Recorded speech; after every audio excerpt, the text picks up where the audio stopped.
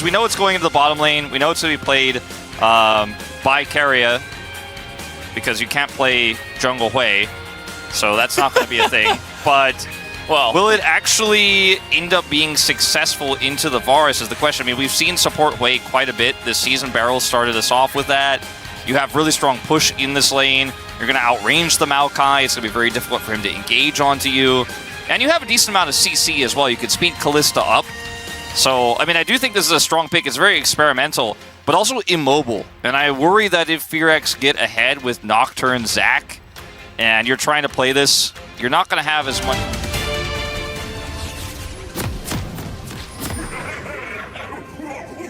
소환사의 협곡에 오신 것을 환영합니다. So what Zac said there was, what he said was FEARX fighting, actually. I didn't know you were fluent in Zac. Yeah, I know what he's, you know, I've been chatting with him. I've been on Duolingo, trying to pick it up. You know, the funny thing about these comps is I feel like if you took the nameplates off and you told me T1 drafted what FEARX put together, I would 100% believe it. You know, it's one of Owner's best picks, the Nocturne, right? We know Zeus loves the Zac, and Keria playing Maokai would not be a shock to anyone. And if you thought about Faker Azir, it's his most iconic champion, arguably. So next to Orianna, which he is in fact piloting as we speak. Yeah. So I feel like it's really fun to see FEARX pilot this one into T1, and both of these teams bring in a different idea to the table. Yeah, it's pretty cool. I like what FEARX have brought in here. I think that the Zac in the top lane... Faker dominates these lanes. He has the best laning stats in the LCK right now. Chovy coming up as a close second, but Faker is crushing it just in general, and leaving this up and then picking the Azir into it. At least in the early game, is going to feel terrible. You know, you got a good draft in terms of how team fights are going to play out and your combos with the Zac, with the Nocturne, etc. But in terms of prio, you know, bottom side of the map, it's not there. Not going to happen. Doesn't exist. I think that, you know, especially early on in spring, we were calling the Void Buffs kind of consolation prize. I think they basically still are, although junglers like to get them early just to, closer a little bit away from level 6. He finally gets it. Unfortunate timing for him, as he was definitely trying to go in with the Nocturne to try to set something up, maybe force a flash, and then he walks away. As now, Ignite is coming in, and the Nocturne level 6. It looks like this will work out as first blood given over to the Nocturne. Baited! Got him! And outsmarted. This is a fantastic lethality Varus game. As I'm going to hold that thought, Willer is here, maybe looking for a dive.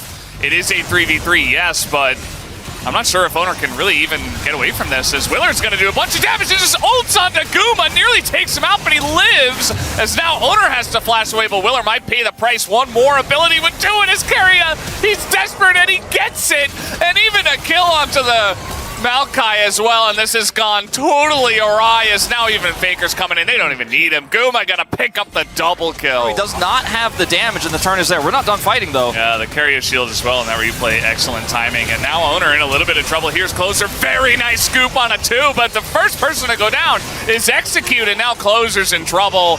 They commit to it heavily, and T1 respond in kind. Immediately there. Composition in terms of how this is going to play out in the mid game, and they already have the lead they need.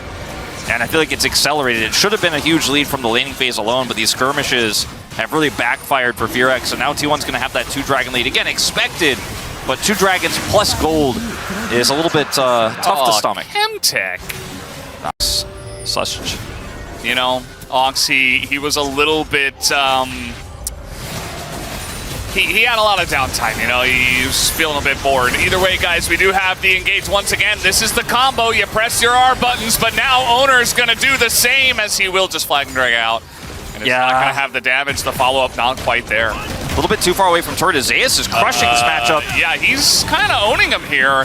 And Clear's going to have to flash away from this, but he will proc the passive. At least he's got that, but that's not the way this lane is supposed to. I just want to get away. He doesn't want to get hit by anything there, as Henna backed off. Baker ulted in mid. We didn't talk about it, but you guys could have sussed it out. So they it's never not funny. Guma in trouble again, but he's going to use the flash to try to get away. Is it enough? I'm not so sure. The damage is put into Execute, and at least it's traded back, as now Keria considering a 1v1 of his own, but Hannah is very strong at this point in time. Yeah, pretty critical that Guma picks up that kill, actually. He's just going to be building, hopefully, Trailblazer and a lot of movement speed items. And sprinting at you, you would like to be able to respond a little bit, at least, with Waste Kit and with the Shirelias. I'm not sure if it'll ever match, as Guma's dancing around the turret, ignoring Clear entirely. And now he's going to get to work onto this Zac, as Clear's going to be forced to use his ultimate ability. Looks like he doesn't have the hop, and he's in a lot of trouble. No more passive, and that's a kill onto the Zac. Yeah, unfortunately, the Callista is just so big. Execute, speaking of which, we are going to see the all-out here on a closer as Zeus. Yeah, this is just insane. It's like, okay, bring me my next target. I've gotten the passive out of Zac. I've gotten the flash out of closer on the Azir. And Keria's got the blast code. Here, they're going to push top. Clear does have TP. Yeah. See that Henna's being pushed in right now, actually, in the mid lane, so the mid prio not quite there now. Owner looking for the combo. Faker is not here, though, but still they're going to go for a TP coming in from Faker right now, as not exactly the cleanest fight, but T1 still going to capitalize. They will take out Execute, and closer! One auto away, and that'll do it. Owner going to steal it away from Keria. Faker's got to be so mad, man. There's just no way he's going to keep up with Chovy like this. If Keria keeps playing like this, it's just not going to happen. He's 0-0-4. Oh, he's starting off the week behind Chovy. You never want to see it. Hey, at least he got the one, you know? Yeah. He's only one behind. He did get the POG in game one for those who missed it. So just one behind now. It's just unfortunately so far behind. I mean, I like the item pick here, but Closer's going to have to ult the jungler. Owner didn't even hit the flag. And now he's just going to press his ult. Yeah, Closer is in a lot of trouble, although he does have a Nocturne and a Maokai. Maybe a bit of a bait, but they just can't kill the Jarvan right now. He's just going to flag drag back into that one. As meanwhile, Willer is... Evacuate! Doesn't hurt allied turrets, as it turns out, so he's okay. It takes a lot less damage when you knock it into a wall on this patch. As Clear's is going to elect to jump away. Definitely the answer when you're fighting into Cassante, I would say. Unending He's Despair. Ult as well. And yeah, you know, the Unending Despair getting a lot of value. You ever just do Baron, you know, after a play like that when fight's happening mid, you only have 4 people here. T1 does at 20 minutes, and it's gone. They have Callista. Nocturne doesn't have Alter Flash. They just do it.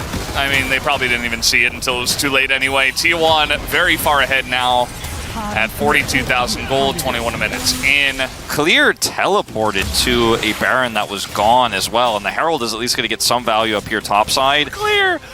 He canceled the jump because he was too far away because Faker went so far down the lane. Again, I think he probably will be able to kill Faker just because the lane is so long.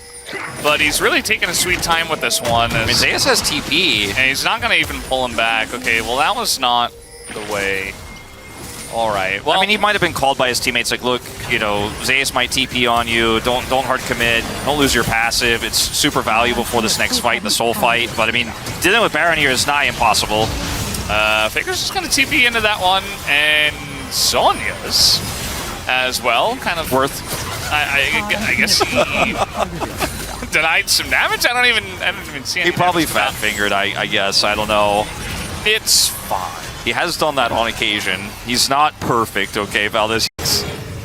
And now, we do have a little bit of the combo coming in. The Maokai ultimate layered on top. This is what you want, as Keria just not here. They finally kill Guma, but they have gone pretty far, and the wallets are really heavy right now for the side of T1. You dealt with one threat, but you didn't deal with Cassante, and that's going to force everybody to just flash away. Yeah, a lot of threat here. If the game state was even, while dying, while the rest of the team comes in, and then Zeus shows up, and it's Dunzo. Keria, I think he's in a bit of trouble here. He's on the run. He's got Owner to help out, and Maokai just doesn't do enough damage, so nobody else can get in range. And now Zeus, oh god, that's a scary Cassante ghosting Adam. At least Henna will be able to pick up the kill. Nicely done, flashing in for that one. Can he get away from the rest of the team? It does look like yes, as Clear will do a good job of zoning. Zeus, though, he's running under the turret right now. And he'll just back off after that, but yeah, nice little trade. Execute does go down for the 7th time, though, as well. Yeah, Closer's going to try to grab some bounty gold topside. this inhibitor is just not defendable.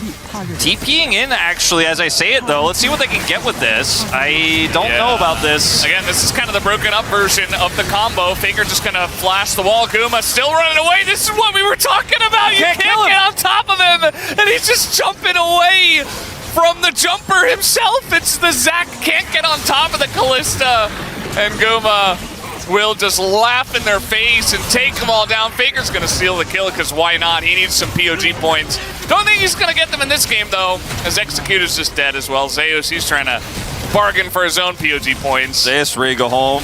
He's done with this series. I think he's going to need a little bit more minions before that can happen, but they are looking to end this, you know, at 25 minutes, and I think they will. The tragedy of that play from Closer, too, is they didn't even get the bounty gold top. He TP'd in late. You can't kill that Kalista, and I wanted to give it to Carrier, but I might have to give it to Guma here. Yeah. I think I have to. That's what I would do. Oh, what a dominant performance here from T1. Circumstances be damned. This team is going to finish it quickly in the second game. Risky draft, but that Kalista just got so